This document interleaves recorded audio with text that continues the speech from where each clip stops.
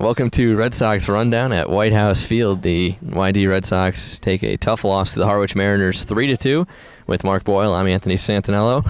And Mark, just starting off, Dustin Hunt, pretty decent outing from the starter. Didn't go too long in the ball game. Got out before the game really got out of hand. Three runs, all charged to him. What did you like and dislike from the starting pitcher tonight?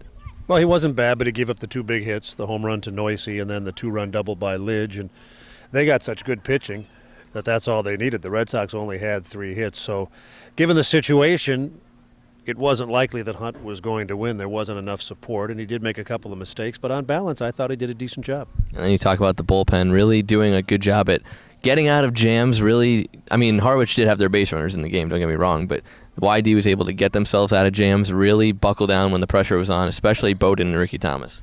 Well, first Bell came in and pitched 2 1/3 without giving up a run, and then Thomas got the one man out with 2 on, a very clutch situation that kept the game close.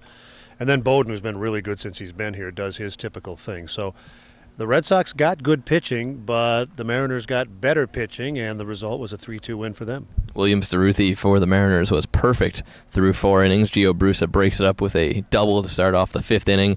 Harwich pitching was just unbelievable tonight, from DeRuthi to Spencer Traynor. And we even saw Sheldon Noisy at the end get in on the action. How can you describe their pitching staff tonight? Well, it was excellent. The 3 hits tells you all you need to know. Whenever the Red Sox did threaten, they were able to come through and get the outs that they needed. The game ended in a rather unusual fashion. You don't often see the designated hitter come in to pitch, but Noisy's pitched before, and he did a nice job, retired the team with relative ease in the 9th. So a big win for them because they're in last place and they've been losing, and we're now getting to a point in the season, Anthony, where the games are much more finite in number. They don't have a lot of time or a lot of opportunity to make up the distance between themselves and the Red Sox and Brewster and Chatham. So for them, this was a must-win, and they got it. And now the YD Red Sox get back in action tomorrow night at home against the Brewster Whitecaps, another team that they're very close to in the standings. Came into tonight tied. The Whitecaps got a win over Hyannis, so they move back 2 points up over the Red Sox. What do you look for in a rematch from yesterday in which the Red Sox came away with a 7-0 victory at Stony Brook Field? Well, it's always hard to tell what to expect. You know, I don't think we expected such an easy win for the Red Sox last night, but that's the way it played out. The way the season has gone, though, with these two teams in very close proximity in terms of the standings, we can expect that it's going to be a good game. It's certainly an important game. Chatham's still in the vicinity. Second place is still there to be taken.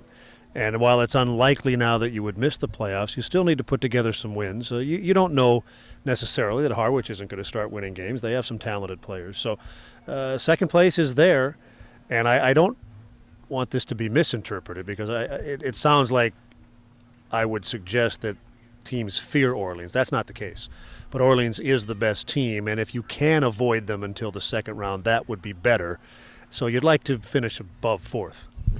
Tomorrow's probable is looking like Brandon Bailey for the Red Sox going up against Jordan Sheffield for the Brewster Whitecaps. For Mark Boyle, I'm Anthony Santinello. We'll catch you tomorrow at Red Wilson Field.